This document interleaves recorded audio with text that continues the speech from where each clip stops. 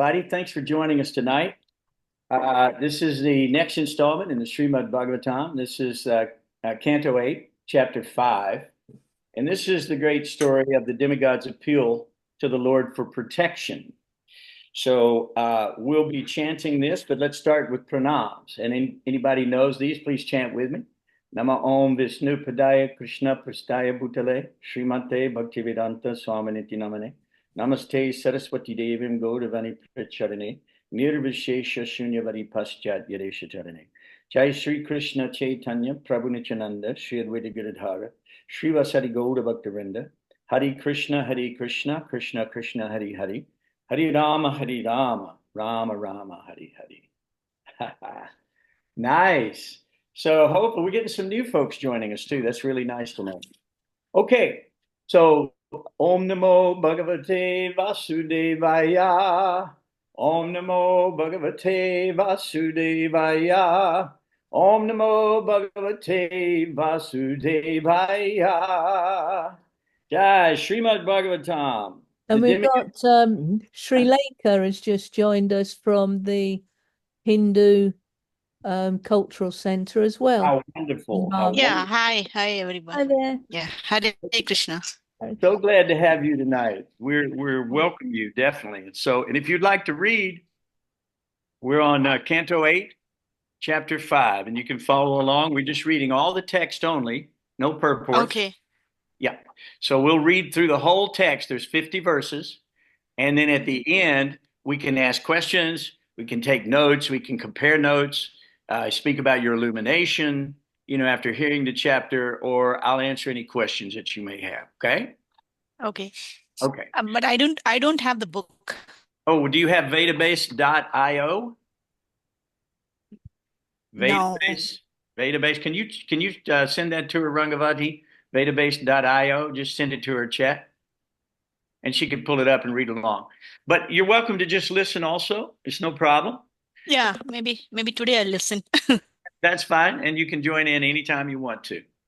So we're going to read about 10 verses each tonight, and I'll start with the first 10 with your permission. So text 1.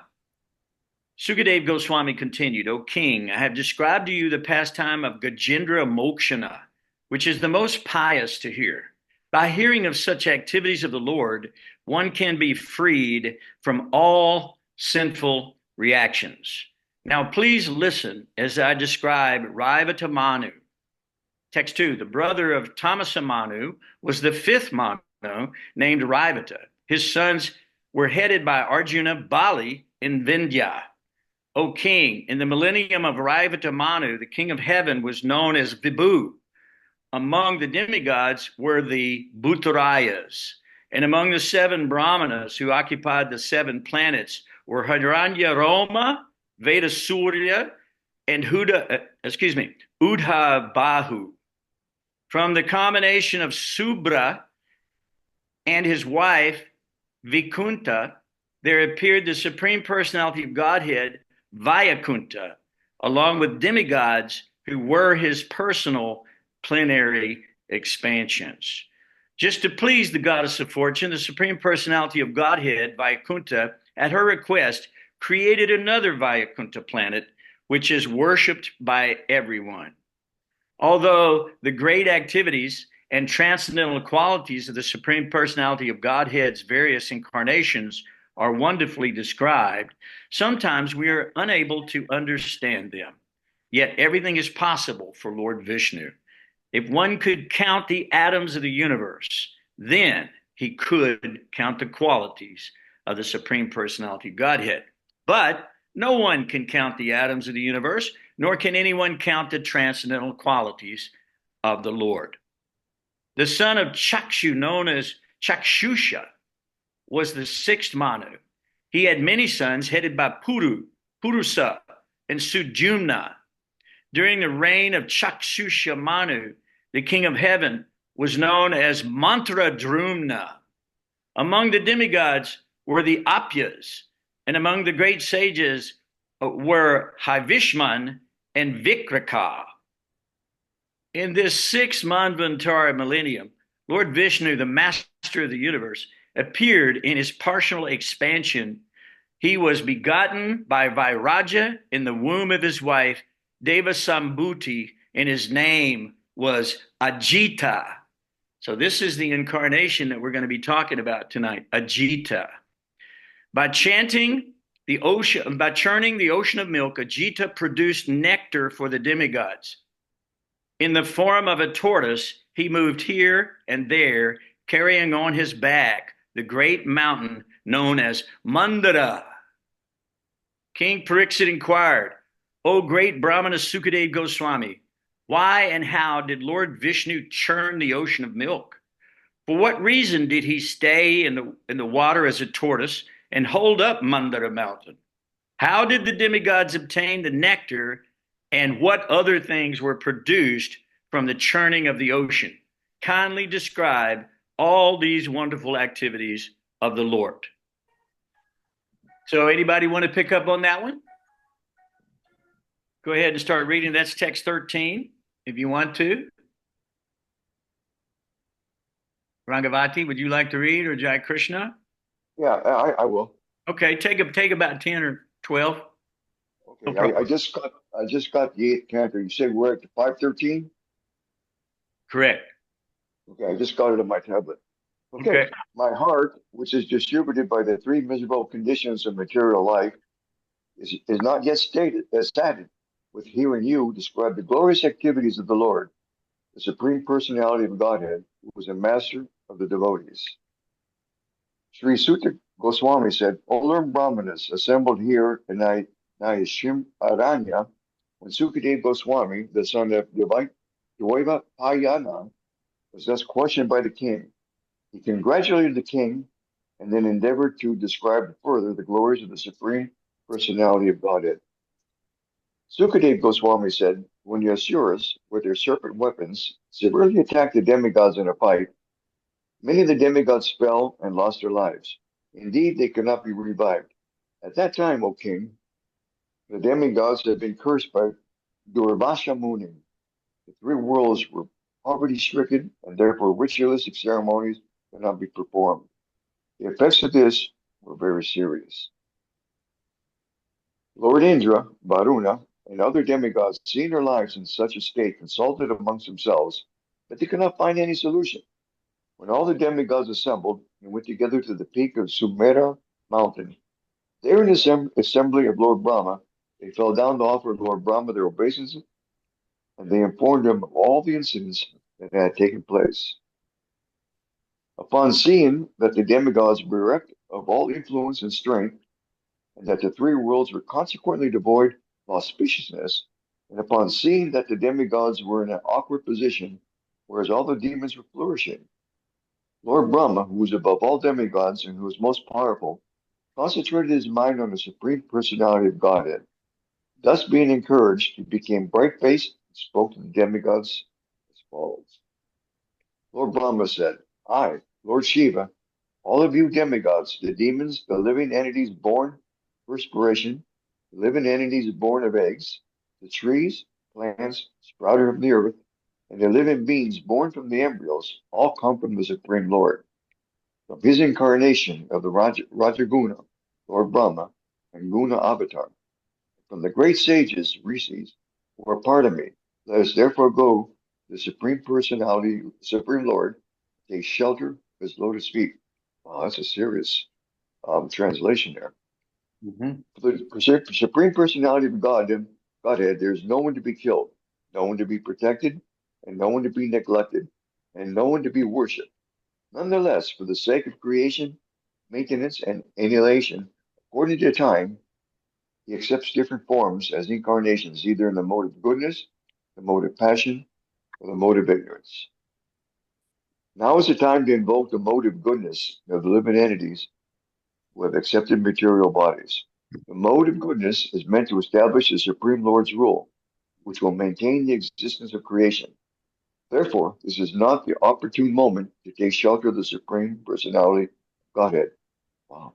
Because he is naturally very kind and dear to the demigods, he will certainly bestow good fortune upon us. Pages.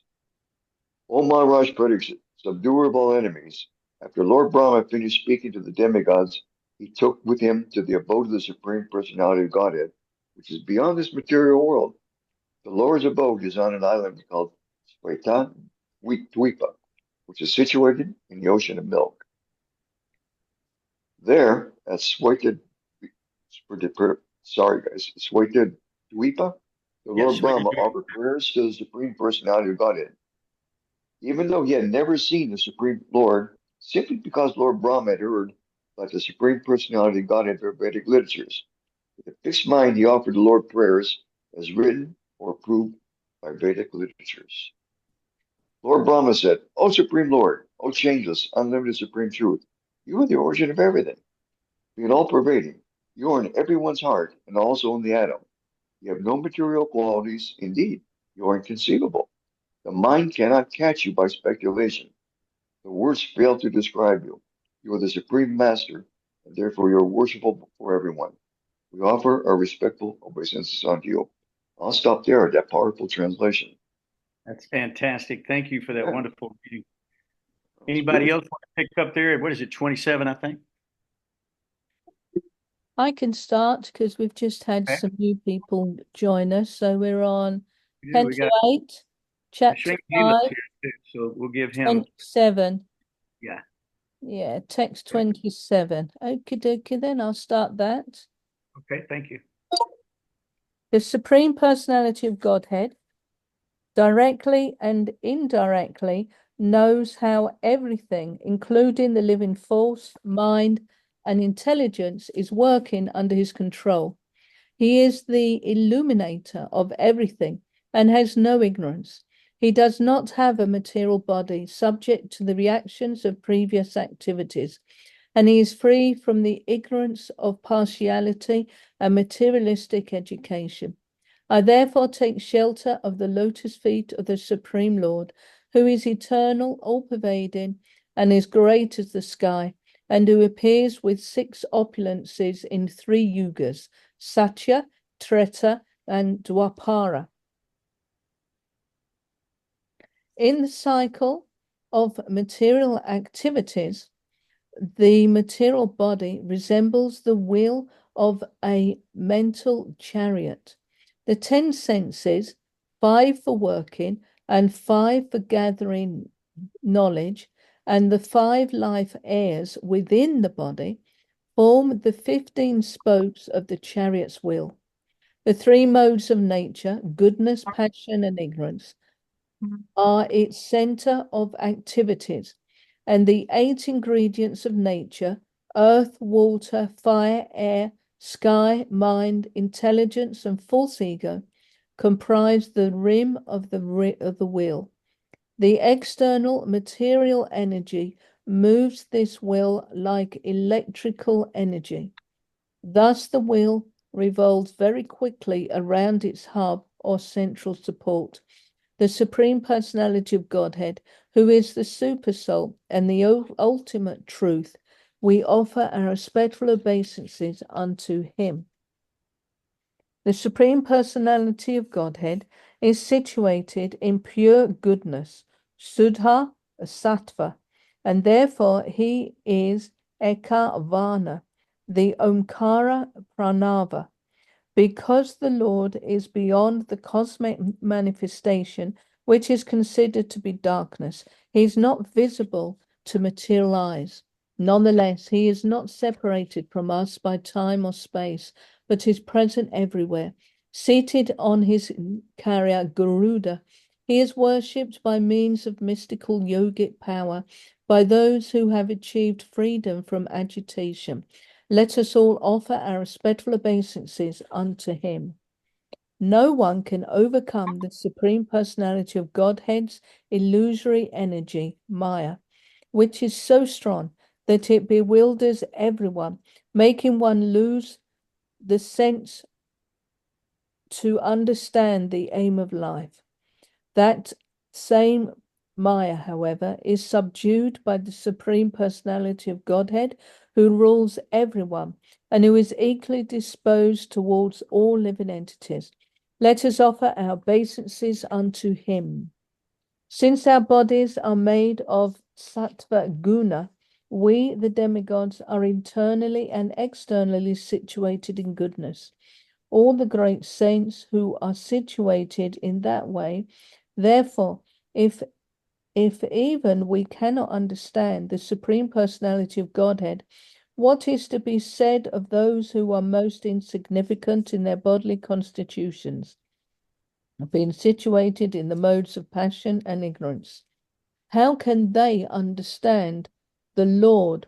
Let us offer our respectful obeisances unto him. On this earth, there are 4 kinds of living entities who are all created by him. The material creation rests on his lotus feet. He is the great Supreme Person, full of opulence and power. May he be pleased with us. The entire cosmic manifestation has emerged from water, and it is because of water that all living entities endure, live, and develop. This water is nothing but the semen of the Supreme Personality of Godhead. Therefore, may the Supreme Personality of Godhead, who has great potency, be pleased with us. Soma, the moon, is the source of food grains, strength, and longevity for all the demigods. He is also the master of all vegetation and the source of generation for all living entities. As stated by learned scholars, the moon is the mind of the Supreme Personality of Godhead.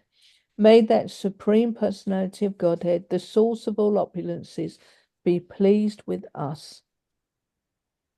Fire, which is born for the sake of accepting oblations in ritualistic ceremonies, is the mouth of the Supreme Personality of Godhead. Fire exists within the depths of the ocean to produce wealth, and fire is also present in the abdomen to digest food and produce various secretions for the maintenance of the body. May that Supreme Powerful Personality of Godhead be pleased with us. The sun god marks the path of liberation, which is called Archiradi Vatama. He is the chief source for understanding of the Vedas. He is the abode where the absolute truth can be worshipped. He is the gateway to liberation, and he is the source of eternal life, as well as the cause of death.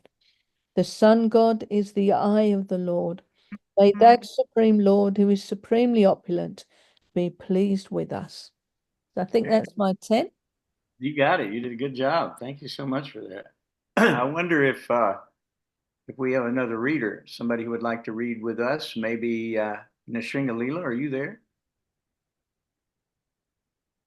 I see your Hare Krishna, Prabhu. Hari Bol, Prabhu. Hari Krishna. Right. Would you like I to? will, I will read, Prabhuji. Thank you. All living entities, moving and non-moving, receive their vital force, their bodily strength, and their very lives from the air. Allow all of us follow the air for our vital force, exactly as servants follow an emperor. The vital force of air is generated from the original vital force of the Supreme Personality of Godhead. May the Supreme Lord be pleased with us. May the supremely powerful personality of Godhead be pleased with us. The different directions are generated from his ears. The wholes of the body come from his heart and the vital force. The senses, the mind, the air within the body, and the ether, which is the shelter of the body, come from his navel. Mahendra, the king of heaven, was generated from the prowess of the Lord. The demigods were generated from the mercy of the Lord. Lord Shiva was generated from the anger of the Lord, and Lord Brahma from his sober intelligence.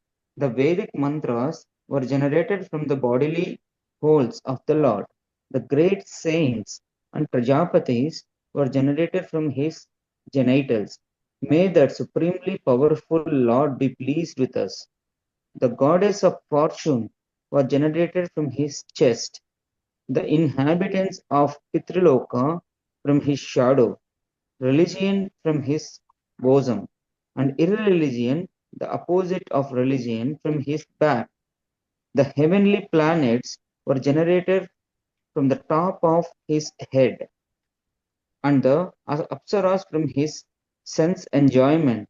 May that supremely powerful personality of Godhead be pleased with us. The Brahmanas and the Vedic knowledge come from the mouth of the Supreme Personality of Godhead. The Kshatriyas and the bodily strength come from his arms, and the Vaishyas and their expert knowledge in productivity and wealth come from his thighs, and the Shudras, or outside of the Vedic knowledge, come from his feet. May that Supreme Personality of Godhead, who is full in prowess, and be pleased with us. Greed is generated from his lower lip, affection from his upper lip, bodily luster from his nose, animalistic lusty desires from his sense of touch, Yamaraja from his eyebrows, and eternal time from his eyelashes. May that Supreme Lord be pleased with us. All learned men say that the five elements, eternal time, fruitive activity, the three modes of material nature, and the varieties produced by these modes are all creations of Yogamaya. This material world is therefore extremely difficult to understand, but those who are highly learned have rejected it. May the Supreme Personality of Godhead, who is the controller of everything, be pleased with us. Let us offer our humble, respectful obeisance unto the Supreme Personality of Godhead, who is completely silent, free from endeavor, and completely satisfied by his own achievements. He is not attached to the activities of the material world through his senses. Indeed, in performing his pastimes in this material world, he is just like the unattached air. O Supreme Personality of Godhead, we are surrendered unto you, yet we wish to see you. Please make your original form and smiling lotus face visible to our eyes and appreciable to our other senses. O Lord, O Supreme Personality of Godhead, by your sweet will, you appear in various incarnations, millennium after millennium, and act wonderfully and performing uncommon activities that would be impossible for us. Karmis are always anxious to accumulate wealth for their sense gratification, but for that purpose they must work very hard. Yet even though they work hard, the results are not satisfying. Indeed, sometimes their work results only in frustration, but devotees who have dedicated their lives to the service of the Lord can achieve substantial results without working very hard. These results exceeds the devotee's expectation. Hare Krishna. Very nice. So who else? Anybody else would like to read? We have a few more left, right? I think we only really have Prabhuji, my daughter will read. 3 more to go. So My daughter will your daughter, yes, please. Yes, please. Thank you. Where is the brown box? What? Oh, so you never took it?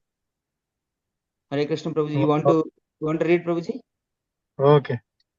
No, I'm trying to unmute. Okay. Who's going to read? Activities dedicated to the Supreme Personality of Godhead, even if performed in small measure, never go in vain. The Supreme Personality of Godhead, being the Supreme Father, is naturally Not coming through. Can you get a better connection? It's not coming, Prabhuji? Not so good. Oh, is it? Activities. I don't, maybe connection issues, Prabhuji. Try it again. Yeah. Read. Now you read. Activities dedicated to the Supreme Personality of Godhead, even if performed in small measure, never go in vain. The Supreme Personality of Godhead, being the Supreme Father, is naturally very dear and always ready to act for the good of the living entity. When one pours water on the root of a tree, the trunk and branches of the tree are automatically pleased. Similarly, one When one when one becomes a devotee of Lord Vishnu, everyone is served, for the Lord is the supreme soul of everyone. my, My Lord, all obeisance unto you. You are the eternal, beyond time's limits of past, present, and future. You are inconceivable in your activities. You are the master of all of the three modes of material nature, and being transcendental to all material qualities, you are free from material contamination. You are the controller of all three modes of nature, but at the present you are in favor of the quality of goodness. Let us offer our respectful obeisances unto you. Thank you. Hare Krishna. Thank you so much. That was very, very nice. So very good reading tonight, everybody. Really beautiful. You must have some questions, right? Or do you have any comments or anything you'd like to add to the discussion? Please speak up.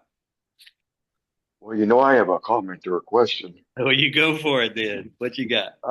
Again, I'm just seeing this through my feeble, material, stupid human birth that I have. How did all these, and maybe this can't be answered, all these different things that emanated from the Lord, knowledge, from the feet, from the head. I mean, I'm trying to see it through my eyes and my understanding, but how did it emanate from his body? That's a good question.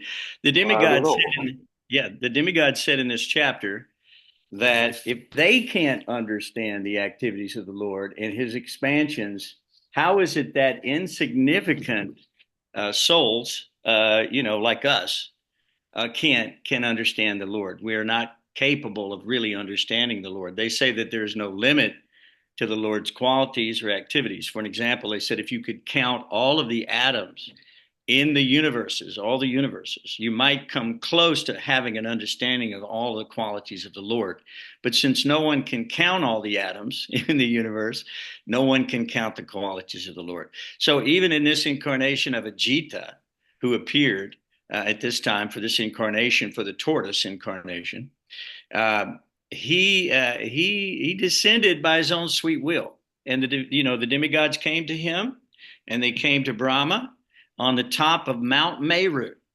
And Brahma then offered his prayers to the Lord, and in meditation at the shore of the ocean of milk, the Lord answered him.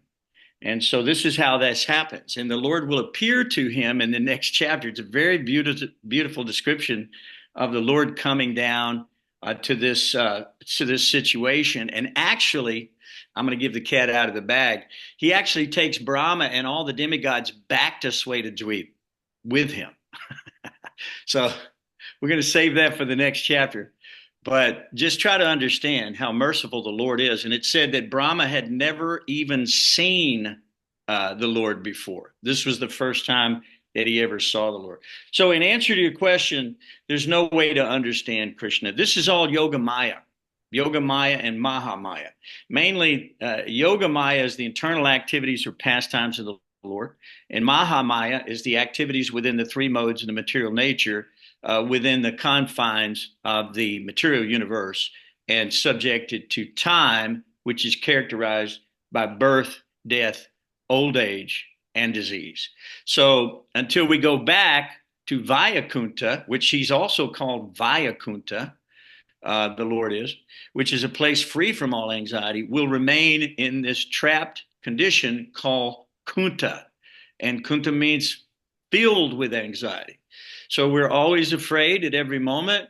Any little thing can happen. Any disaster can happen at any moment. We may expire. And so we're having to make our plans. In many cases in the material world, We're trying to perpetuate our existence in the material world through our family, our children, extended family, so forth and so on. But unfortunately, until we develop our relationship on this spiritual platform, on this God conscious platform, our relationships may come and go. We may not be permanent. But when we add God to everything, everything becomes permanent. Everything becomes clear. All misgivings fall away, and we become very happy. And we don't desire things within the material world, because desiring things in the material world simply create frustration. There's no end to desires in the material world. And each of those desires will be frustrated. And at the very end, everything will be lost. Here it says that the materialists are the karmis. It actually called them karmis. The karmis are people who are getting karma, okay? And those who are free from karma are the devotees. The devotees don't actually have karma because they engage all their senses, all their activities in the service of the Lord.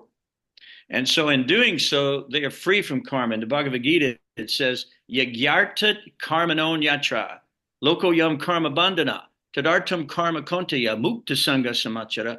So to know that every act that we do has to be done in the service of the Lord, connected to the Lord in yoga, or otherwise it binds one to the material world. So we have to do our service, our sacrifice for the Lord. And in doing that, we have no more sin, we have no more karma, we have no more retribution in the material world, and we are aligned to go back home, back to Godhead. So I don't know if that answered your question, but there's really no answer to your question, Prabhu, because the Lord is unlimited. And so it says here. Well, you did answer it. Okay, well, good. Well, you answered it yes or no, because in a yes, that when you say that the demigods can't even understand, and you're right.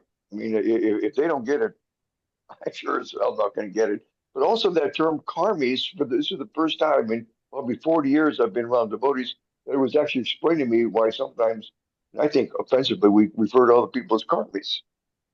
Yeah, well, we said it in a derogatory fashion as if we might be superior because we didn't have karma, okay? Because we were serving the spiritual master. We were serving Krishna. But we did it in a derogatory fashion. But it's not it's a derogatory thing to have karma, whether it's good karma or bad karma. Any karma produces a brand new material body. What comes with the material body? Birth, death, old age, disease, misery, suffering, like that. And so the idea of sacrifice, this yagyartat karmanon yatra. In other words, you have to work for Krishna. If you don't work for God, then you're developing karma. Now, you can get good karma, go to the heavenly planets. You can get bad karma, go to the hellish planets. But this is a place that Prabhupada said is like a razor's edge, because any false move, we can slip and we can be cut, even inadvertently. We can slip and fall into the material whirlpool, into the activities of the material world. And in doing so, we will lose our connection with the Lord. So, yeah, so that's a fact. The devotees are not developing karma. The karmis are those persons who are simply looking for a better arrangement within the material universes. And we also know in Bhagavad Gita, Krishna says, what is it?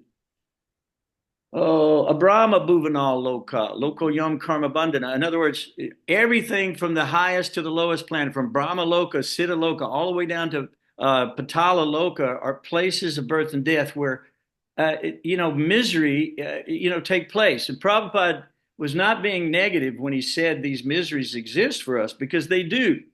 And we lose those persons that we love here. And we see that everything here is temporary. So, why would a person try to start hanging pictures on the wall in a house that's burning down? If you know the house is burning down, are you going to move your furniture in? All your prized possessions you want to move in the house? No. Would you keep your children there? No. Would you keep your wife there? No. Would you even keep your pets there? No. The house is burning down. This material world is a place literally that's on fire, and it's burning down. So everything here will be ash, dust, stool, something, but it won't remain. So when we know that, when we understand that and we can see that our mortality is staring us back in the face, we surrender to Krishna. We surrender to God at that time because we realize that that is the only actual hope that we have to be free from this repeated cycle of birth and death. Right? We were just reading Swarupya Mukta or Mukti, Swarupya Mukti. In other words, get your original form back, liberated form, body of Satchidananda Vigraha that lasts forever, full of knowledge, full of bliss, and beautiful, youthful form. This is what we all desire. So this is the aim of Krishna consciousness, the aim of Bhakti Yoga. All the other yogas lead up to Bhakti Yoga. We just read this in the last chapter. Karma Yoga exists within the material world, right? I mean, it's karma. We're dealing with karma, good, bad, karma. So Karma Yoga is still in a material sense because you're dealing with karma. When you go back to the spiritual sky, there's no karma to worry about. There's no reactions because everything is burned up in the fire of that sacrifice of offering all of our activities, all of our words, all of our food, our families, our wealth, whatever we have. It all came from Krishna. It all comes from God, Vishnu. It all has to go back. And it can be offered in the mind. It can be offered in the mind. That's called Krishna consciousness.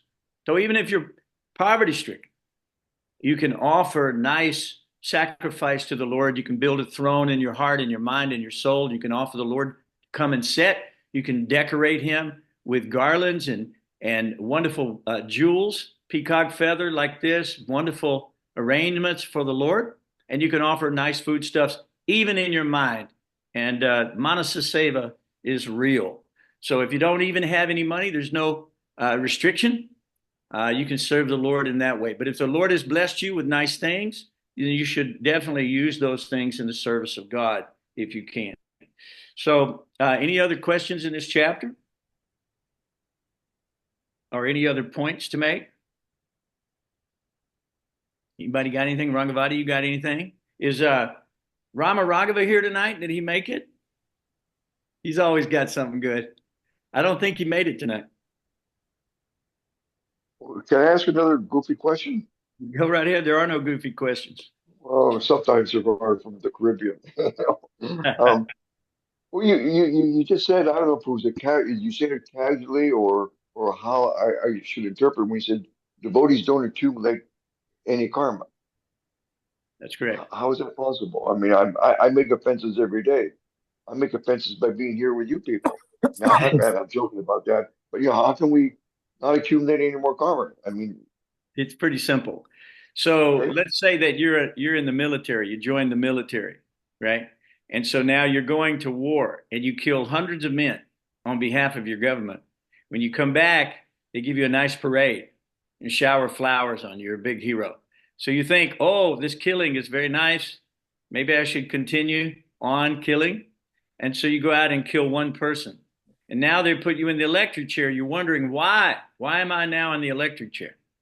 Because you're doing the same activity.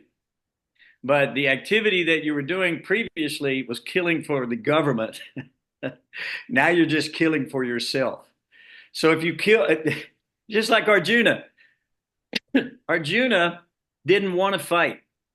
He said, no, I don't want to fight. These are my relatives. I love these people. He was attached on a bodily level. And he was saying that these are my teachers. And he did not want to kill. What did Krishna tell him? He said, give up this petty weakness of heart and arise, O chastiser of the enemy. He said, while you're speaking learned words, he said, while you're mourning for what is not worthy of grief. Do you not know that the soul is immortal? Do you not know that the soul is immutable? It's immeasurable. It's eternally the same. It cannot be changed, moistened by the water, withered by the wind, burned by the fire. Do you not know that? And he goes on to say, what I really love is he says, many, many births, both you and I have passed. I can remember them all, but you cannot. You cannot remember them all. So he says, Krishna goes on to say, although I am unborn and my transcendental body never deteriorates. Now, this is very important. He said, and although I'm the Lord of all living entities, I still appear in every millennium in my original transcendental form. So this series is called the Avatars. This is about God coming to us. Why? For the correction, for our correction and our improvement. God is coming again and again and again and again as avatars, incarnations. He expands into the different demigods. We're Jivatma. We're expansions of the Lord. We're qualitatively one with the Lord. We are simultaneously one yet different. It's called a Chinta Beta Beta Tattva. It means one yet different, just like the drop of water is one with the ocean in quality, but not in quantity. So we're infinitesimal Jivatma. Krishna is Paramatma. Paramatma means in all hearts. He understands everything. He knows, and Brahma just said this in his prayer a few minutes ago very beautifully. And that's why Brahma is offering his respectful obeisances. He says that the Lord comes in these wonderful incarnations and performs activities that we don't understand, that we can't do. For an example, in this incarnation, the Lord comes as a Jita and manifests as a tortoise that's 80,000 miles long. So you may say, oh, this is fantastic nonsense. How can this be possible? Must be mythology. No, the Lord is floating billions of pounds of water above your head right now. If he let it all fall at once, everything would be crushed. But the Lord is so kind, he drops it one drop at a time. See? So Krishna's floating all these stars, all these planets, all these universes everywhere. There's nothing impossible for the Lord. Brahma just confirmed it. He just said that. There's nothing impossible for you. So Krishna goes on to say, and we know these from these chapters, Yada Yada Hi Dharmasya, Glanir Bhavati Bharata, Bhutanam Hi Dharmasya, Tadatmanam Srijamya. In other words, whenever there's a decline in religious principles and a predominant rise of irreligion, at that time I descend myself. He says, I come again and again and again. Why? To deliver the pious and to annihilate the miscreant. So this is permeating the story of the Bhagavad Gita and how Krishna is describing this. And so the battle of Kurukshetra had to take place. So many miscreants coming, they had to be eradicated from the world. And by the way, if Krishna kills you, you're going back home, back to Godhead. And if Krishna forgives you, you're going back home, back to Godhead. Krishna can award whatever. Yoga Maya means this is for the pleasure of the Lord. Everything you see is a pastime and the pleasure of the Lord. So that's the idea behind that. So that's an excellent question. I don't know if I answered that for you, right? But you tell me. Well, I've got more. Oh, I wanted to add something before we go on to the next yes. topic. Oh, there you are. Hey. Yeah. We had to drive my oldest son to Atlanta, 2.5 hours away, and my parents went with us, so we were kind of busy. We just now got home. Oh, we're so But glad you're here. We were listening in the car last 20 nice. minutes or Very so. nice. But so I just wanted to understand. I wanted to add something to Jai Krishna Prabhu's Please. question. So your question, Prabhu, was, I want to make sure I understand it correctly, that we're accumulating karma even though we're practicing some devotional service, and we're getting reactions. Did he say that? Is that what you were saying, or what was your question? No. I mean, that sounded like that was the answer. My question basically was, it was said earlier that by becoming devotees, we don't accumulate any more karma. I see. Okay. Yeah, I was going to add something along to that. So, Please. and I'm talking in generalities, so I'm not saying everybody is at this level, but so, some people may get really advanced really quickly because of their previous activities in devotional service. So from the beginning of bhakti to the perfectional stage of prema, Krishna prema, we all begin with shraddha or some faith. And from that to prema, there's how many steps? 8 or 9? I'm asking somebody. We'll make this a little interactive. So is it 8 or 9 steps? I don't know. Does anybody know? Shraddha, sadhu sangha, bhajana kriya, anartha nivritti, asakti, ruchi, bhava, and prema. Very nice. I'm counting 8. It may be 9. I may be skipping one, but anyway, the thing I was going to say was we can all begin devotional service. We begin with a little bit of faith, and then because of that faith, we want to associate with devotees. And then when we associate with devotees, we start practicing devotional service, get initiated. And then the fourth stage is anartha nivritti syat. So that's the stage where we start getting rid of are unwanted things, because anarthas, they're called anarthas, are unwanted things. So in all our lives, and again, and this is in a generality, everybody may not be doing this, but I know for my own sake that I develop bad habits that you start to recognize. If you're fortunate, you recognize them, and then you start to get rid of those habits.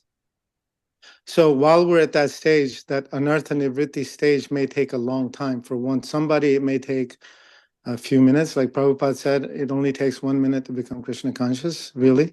Or it may take many lifetimes for other people, and probably that's the case for me. But during that stage of anartha nivritti, we're trying to get rid of our bad habits. So according to how many bad habits we have, we may be accumulating karma from that.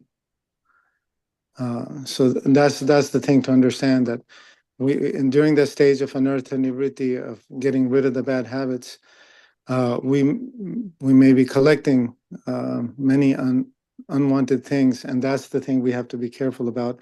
And that's why the association of devotees is important, because we may not recognize it ourselves, and somebody else has to point it out with love and affection, point out that this is something that you have to get rid of and to make advancement in devotional service. So that's why we may be accumulating, unwanted results along the way. But it's all positive thing. We're all on the way. We're all on the way back to Godhead. So with the association of devotees, we'll make progress. We'll definitely make progress. Yeah, in this endeavor, there's no loss to diminution. A little bit of benefit on this path can protect one from even the greatest type of fear or danger. But that's an excellent point. Well, depending on how Krishna conscious you are, it's like if you take a cup and that cup is half full of water, then it's half full of air. So if you look at it that way, or if you pollute, say, milk with the poison of a serpent, right? Everything goes sour in that way. So it depends on our devotional service. Yes, we're in a cleansing process, but we're in the hospital taking the medicine. And so that's the key to it. They asked Prabhupada one time, what is this that happens to the devotees? Prabhupada called it token karma. In other words, yes, you're under the hand of Krishna directly when you surrender to the Lord. It's his obligation. It's his duty to protect you as long as you're sincere and you come to the Lord wholeheartedly. Now, if you're out doing nonsense and you're making your independent decisions, that's your karma. Prabhupada said, I'm throwing the rope. Somebody said, save me, Prabhupada. Yes, I'm throwing the rope, but are you catching? Are you catching the rope? So the idea is we have to catch the rope. We have to hold on as we're being pulled out of this nescience, ocean of nescience. We have to hold on to that rope. And there's a couple of, and that's an excellent point, Ram Raghav. I really appreciate that. Very nice diving into that. So yes, we get karma when we act independently, but what I'm talking about particularly is when we surrender to the spiritual master, we accept the spiritual master, we take initiation from the spiritual master, we follow the principles the spiritual master is giving us, then there's no more karma. There's no more karma. It's just that when we act independent of the spiritual master, and he says, how can I protect you? How can I protect you? That's Prabhupada actually made that statement. If you're not taking protection, how can I do it? You have to also hold on to the rope. So in this particular, is there anything else, Ram Raghav? Anything else in that regard? No, that was it. That was perfect. So Jai Krishna, are you clearer on that now? Yeah, I was clear. I really basically opened it up just to have a nice dialogue like we're having right now. Yes. Sure, of course. That's what this is all about. So if we look at this condition of the conditioned souls, Krishna says in Bhagavad Gita 3:27, and he goes, Prakriti kriya manani gunai karmani sarvasha. Ahankara vimudhatma, right? Kartahamiti manyate. So the bewildered spirit soul,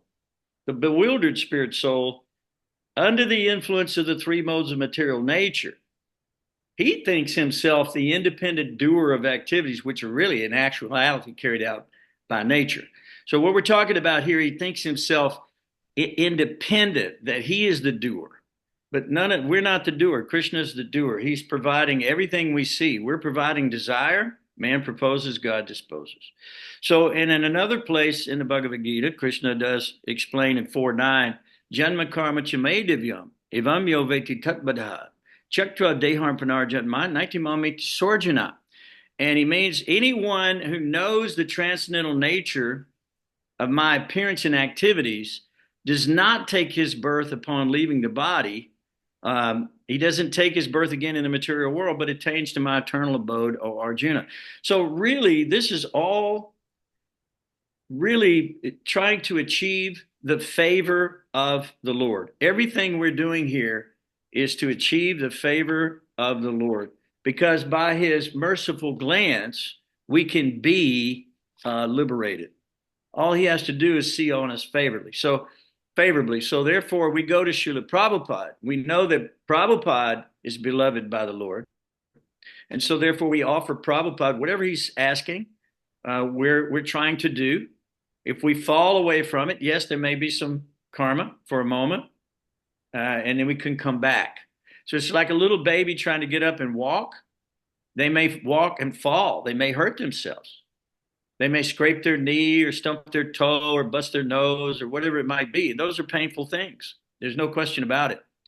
But the little baby has to continually get up until he can finally walk.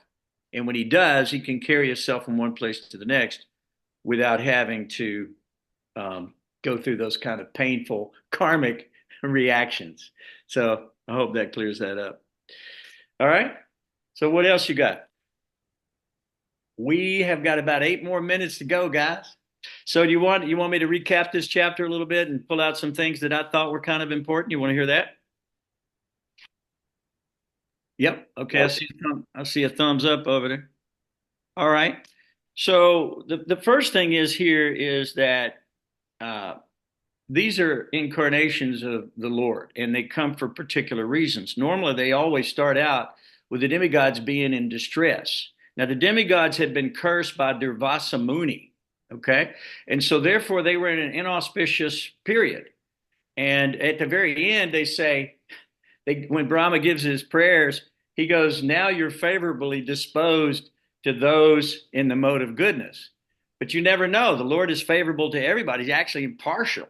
He's completely equal to everyone. He has no friend. He has no enemy, right? But Krishna does say in the Bhagavad Gita that even though that's the case, if one offers me some service, is a friend in me, I will be a friend in them. So in the same way, they're seeking the friendship and the kindness and the mercy of the Lord. Actually, it goes on in this chapter to say that the demigods are the mercy of God, that they're always looking to benedict the soul. They're giving blessings to us. And the idea is to progress in our spiritual life. That's the blessings they want to give. So when the Lord took his birth, it was to churn the ocean of milk and produce nectar, and it also produced poison. So we know that Shiva drank the poison and got this blue streak on his throat from doing that and saving the world. And we know that the Lord himself took the form of a tortoise, which is not incredible. Krishna says in Bhagavad Gita, I am the monarch in all species. Just like he just came in the last canto as a half man, half lion. So the Lord can not only just be animal, he can be human, he can be whatever he wants to be. He takes every form. Every one of these expansions, 8,400,000 species, are literally expansions of the Lord. It's all for his pleasure. It's all for pastimes of pleasure. And the Lord is the great actor. He's the great orchestrator of all of this activity. So in this particular drama, you might call it, the demigods have been cursed. They were defeated. And so the demigods went to Brahma. They went to the top of Mount Sumeru. And at that time, they began to pray to the Lord that the demons are flourishing and the demigods are being diminished. So the incarnation of Raja Guna, which is Brahma, he goes to the Lord in prayer. And the actual, I already mentioned that the Lord takes him with him to Sweta in the next chapter, so you're going to really dig that. But it says that he accepts incarnations in all of the three modes. So Vishnu, mode of Sudasattva, right? Sudasattva means pure goodness, lives in Sweta beyond the Milk Ocean. Brahma, empowered by the Lord in the mode of passion to create. And Shiva is incarnation of God for the sake of destruction of the material universe. So he does accept these incarnations in all these three modes. And because he is generally kind and dear to the demigods, he is there to bestow good fortune upon them. So then they approach him with these nice prayers and they show their realization, like Brahma did in these wonderful prayers. The Lord is always ready to offer his benedictions to the devotees for coming. So even though Brahma, it says, had never seen the Lord before, he was taken in front of the Lord, and the Lord revealed himself in that situation. So that was very, very wonderful explanation, and we should reread that again and again. So the demigods say that there's no way they can actually describe with words, or that the mind could even capture the qualities and the abilities of the Lord. So the Lord has no material body, and he understands the intelligence, how the intelligence, the ego, and all of that, the mind, all that works. He totally understands all that. He appears in three yugas. He's called Tri Yuga, and he's in the state of Sudasattva beyond any of the qualities of the material world. So even though he's separated from us, he's not separated. He's actually there with us at every moment. They describe that. It said, although he's beyond the cosmic manifestation, which is actually considered to be darkness, this world that we're living in, and the only reason of the illumination in all life comes from the sun. So when we chant the Gayatri mantra, we're chanting to the sun god as well, because we see that as the eye of God. And it says, although he is far away, he's actually very, very near. He's right there with us. He's present everywhere. And for the person who is free from agitation. Now, I took this away from this chapter. Free from agitation. Boy, you could meditate on that for about 50 years if you want, and you can kind of get a feeling of what that might be like. But freedom from agitation for material things, for profit, fame, adoration, distinction, loss, gain, being affected by all the waves of the three modes of material natures, tossed again and again and again in these waves with unlimited desires that can never be fulfilled. So we have to become free from agitation. That's a big thing I took away from here. And so Maya does bewilder everybody, doesn't it? Maya bewilders everyone. It says here that only Maya can be subdued by the Supreme Personality of Godhead. Krishna says in 7:13 in the Bhagavad Gita, he says, deluded by the three modes, goodness, passion, and ignorance, the whole world does not know me. They don't know me. They don't know me. Who is above the modes and imperishable. So Krishna describes that in the Bhagavad Gita. And that here it says that only the Supreme Personality of Godhead could subdue Maya. No one can overcome Maya without the mercy of the Lord. Demigods can't understand what to speak of us. And so one thing, he goes on, Brahma does these really beautiful prayers. And if you just look through the prayers, he's talking about the Mahatattva. He's talking about the Virata Rupa of the Lord, which we just went through in earlier chapters, which is wonderfully described. But here it talks about the water. The water is the life-giving force of all living entities in the universe. And it's known as the semen of the Supreme Personality of Godhead because it has such great potency, right? That potency of nourishment How is it that water is converted into energy? How is air converted into energy? How is it converted into fire? It's very wonderful thing that the Lord is doing with us. So here it says, water is the semen of the Lord. The moon is the mind of the Lord. That's the Lord's mind, the moon. So it's the source of food grains, etc. And the moon is the mind of Supreme Personality. The fire is the mouth of the Supreme Personality of Godhead. It's also in the abdomen, so it generates that energy. But fire is created for sacrifice. That's the Lord's mouth. We're supposed to offer everything in the sacrificial fire. So the sun is the path of liberation. Understand the Vedas. It's the source of life, and it is the eye of God. So God is all-seeing, and the sun is the source of our life. Could you imagine if there was no sun and everything was pitch black? If you've ever been in a room that's pitch black, it's so disorienting, you have no idea where you are. It's completely can drive you insane, literally. Darkness can. So some people have put in deprivation chambers. It causes some severe mental reaction. So, but he's the air, the vital force. And it says, we follow the air like servitors follow their emperor. I thought that was pretty cool. Pretty cool analogy there. And the directions are from his ears, his hearts, from the holes in his body, navel. Brahma appeared, we know. The demigods are created from his mercy. I thought that was good. Shiva's the source of his anger. Shiva is manifest as his anger. So therefore, he is there to destroy ultimately the universe at the end. The saints and the Prajapatis are his genitals. So the goddess of fortune is always there present on his chest.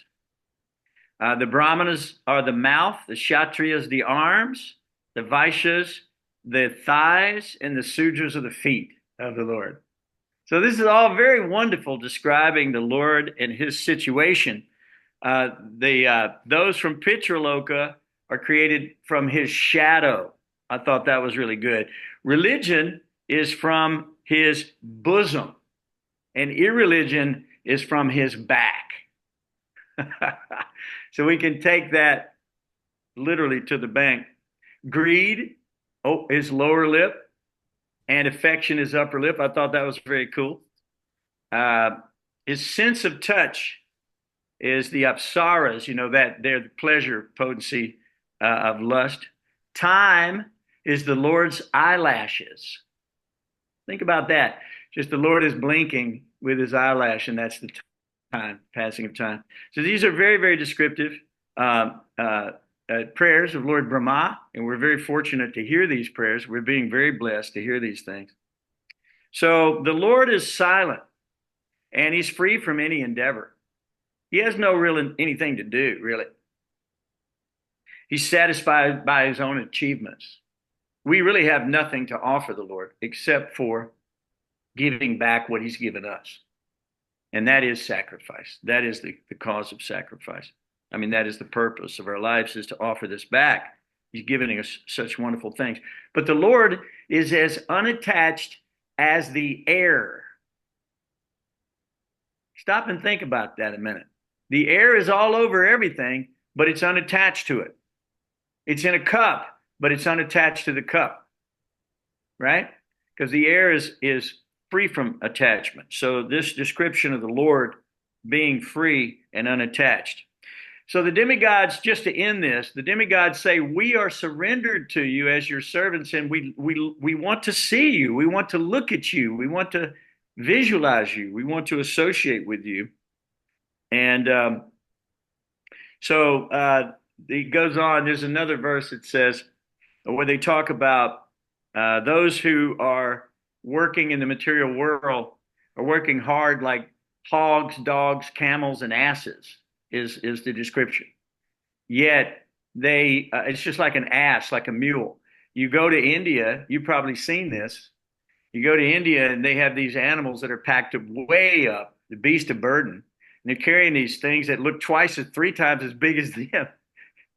And at some point, the master will give it some grass for all of its labor. But grass is growing everywhere. All he has to do is just stop and eat the grass. But the master has somehow or another controlled that commodity, and therefore the mule or whatever the beast is waiting to be given some food for the service that they've offered. So in the material world, everything is lost, and it becomes the trouble that it takes, generally speaking, is what we end up with. But for the devotee, they can benefit without hard labor. Prabhupada used to say, what is the problem? Why do we need such big bank accounts, such big house, big car, big money, big this, big position, big job, big everything, but little Krishna, very little devotion in our lives? Why do we have like that? Why is that? Because we're materialistically enamored, and therefore we are not situated in this yogic circumstance that you're talking about here of bhakti yoga. So the analogy that when you serve the Lord, you serve everyone.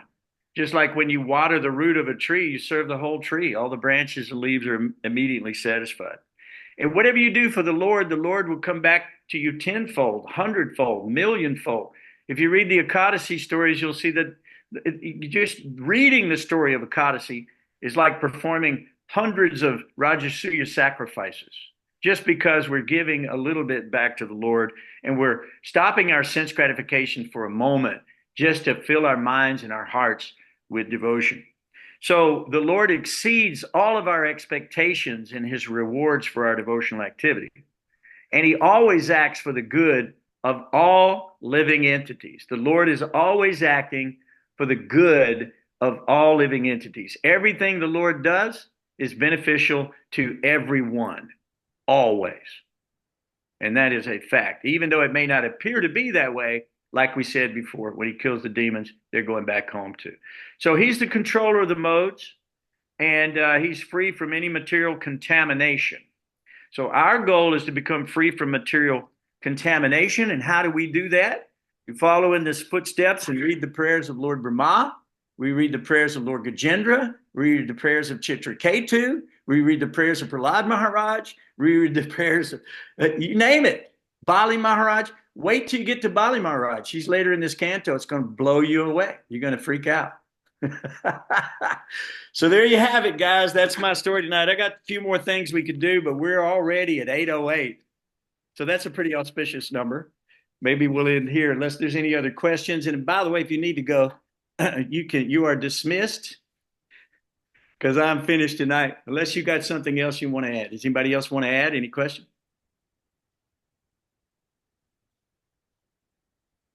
We're doing pretty good. We're keeping this thing down to an hour. When we first started, we were going an hour and a half, an hour and 45 minutes, 2 hours, just because this is such great nectar. You just want to keep talking about it. It's just like drinking ambrosia. It's just like drinking what we used to call the Varuna beverage, which is a mixture of honey and so many wonderful things at the temple. So anyway, next week we'll continue on with this story, and it starts out, the next chapter starts out where God actually appears to these devotees and actually takes them back to Sweta Dweep. So please don't miss that chapter. Whatever you do, be here next week, and same time, same station. Okay? Thank you very much. Chant with me. Hare Krishna, Hare Krishna, Krishna Krishna, Hare Hare. Hare Rama, Hare Rama, Rama, Rama, Rama, Hare Hare. Haribo, everybody. Thank you so much. Haribo. Haribo. We appreciate you so much, and we'll see you next week, okay?